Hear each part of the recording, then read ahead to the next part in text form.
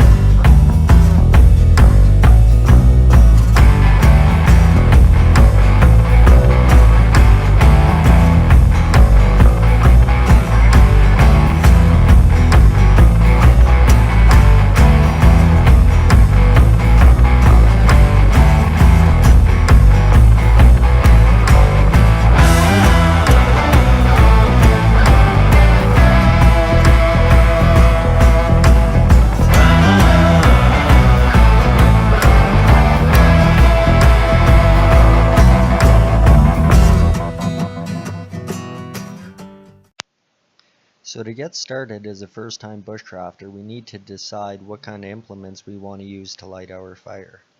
I would suggest as first-time bushcrafters to use a ferrocium rod that can throw sparks in excess of 3000 degrees Celsius. This is plenty hot enough to light most tinders, including fatwood, birch, grass, bark, and other different types of natural tinders that you might find out in the forest. As you can see from the pictures on the right hand side of your screen, ferro rods come in many different shapes and sizes. You can get everything from smaller 1/4 inch diameter rods up to big, heavy 1/2 inch rods. The pictures on the side depict just random different ferro rods that I personally own. The top one is Light My Fire. The one in the middle is Amora Light My Fire, where the ferro rod actually slides into the handle on the knife itself. The bottom one is the little EDC fire starter with a small rod inside. As you can see from the video playing on the left, there is a big 1/2 inch ferro rod that I use for most of my fire lighting excursions. The most important part about picking a ferro rod is that you want to choose one that fits comfortably in your hand and that you're comfortable with. For me personally, I like to use the bigger diameter ferro rods where I feel I can put a lot of pressure and I have a long drag down the rod before I have to worry about hitting into the tinder. And this to me is the most comfortable way to use a ferro rod. Ferro rods are unique throughout the bushcraft community as they can be wet and still throw decent hot spark. They are probably the most common implement and choice of fire lighting tool throughout bushcrafters worldwide. This is because of the reliability and the dependability of the product. They're also very light, take up very little room in your pack, and are very effective at what they do once you learn how to process your tinders and dress your fire out properly for success. These different steps will be displayed throughout this video for you to learn at your leisure. In order to be able to use a ferro rod, you must be able to make spark with the rod. This is achieved by striking the rod with a high carbon steel. The high carbon steel will be sharpened to a 90-degree ground angle, whether it's the spine of a knife, I don't recommend using the blade, or a pre-made striker that comes with the fire steel. Saw blades on occasion have also been used to strike the ferro rod to make a spark. So now that we've selected a ferro rod and we know how to correctly throw a spark with our ferro rod, it's time to move on to the next important step. That step is critical in snowy or wet conditions to keep your dry tinder off of the wet or snowy ground. This is achieved by making a fire raft or a log lay in order to elevate the tinder up over the wet and damp ground. By doing this, your tinder will not soak up any of the moisture and it will be a lot easier for you to strike it with your ferro rod. A multitude of different items can be used to create a raft. You can see in this video I chose to use a little bit of black poplar bark to elevate the fire off the wet ground. However, there are others that you can use as well.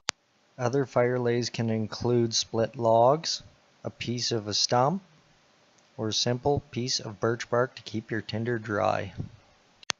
The main goal here is just to keep your tinder dry to increase your success chance of a spark taking into the tinder itself. Damp tinder, you will have a lot harder time attempting to get it to take a spark, even if you build yourself a raft. So increase your chances, build a raft, and see the success it'll bring you and your fire. Now that we've found our fire platform, the next step is to decide what tinder we want to use. In the boreal forest, one of the most popular ones is birch bark. This is largely in part because of how easy it takes a spark and how simple it is to get the oils that are naturally found in the birch bark to work in your favor. This does require some slight processing though, and scraping the bark up either with your striking implement or your knife to gather some fine shavings. Another way of utilizing the birch bark rather than scraping it with a knife or your striking implement is to just grab it with your hands and ruffle it up. This will create more fine fibers and bust up the bark into fine, almost like dust, that is a lot easier for you to take a spark, and it will greatly increase your chances of getting a fire quickly. Another very popular choice amongst bushcrafters in the boreal forest is fatwood. Although not quite as popular as birch bark because it requires quite a bit more processing and is a little bit harder to find, fatwood does an amazing job at lighting fires. It's an extremely resinous piece of wood that when shaved with the back spine of your knife or a striker of your flint and steel produces a really fine resinous dust. This dust takes a spark extremely well from your ferro rod and will maintain a good hot flame for quite a period of time.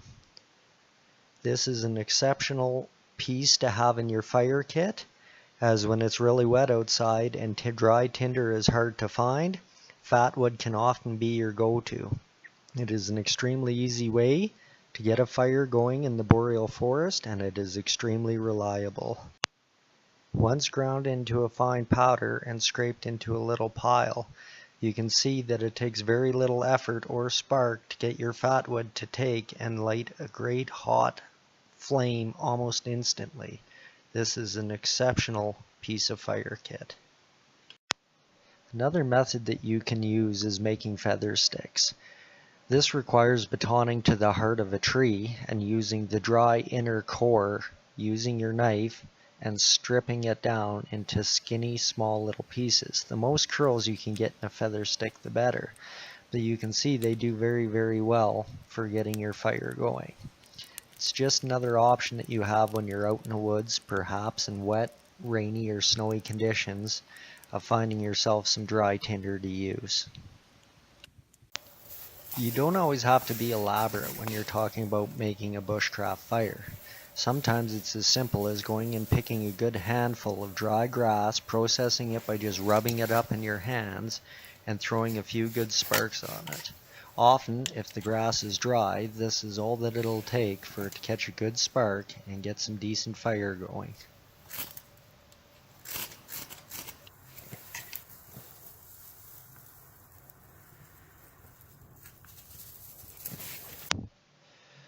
Now that we've established what kind of tinder that we choose to use to light this particular fire and the implement we're going to use to do it on top of our raft to keep it dry, the next stage to talk about, once we actually have combustion and flame, is the kindling process. For this, in the boreal forest, we're really lucky. There are a lot of dead, dry, small spruce twigs, and this is the best way by far to get your bushcraft fire going. You have every size of kindling right up to small fuel all in one package, and you want to put it on there all in one step and just watch the flames pull and climb through it. This is a very good, successful way to get a fire lit, and it is absolutely ideal kindling to use in this process. As you can see by the video, the flames just pull through it, and as you slowly pull your hands up, you can tell by the intensity of the fire how the flames will just pull through it. At this stage, you know you want to be starting to get your larger fuel on, and it'll be a good fire, lit successfully, the first time, every time.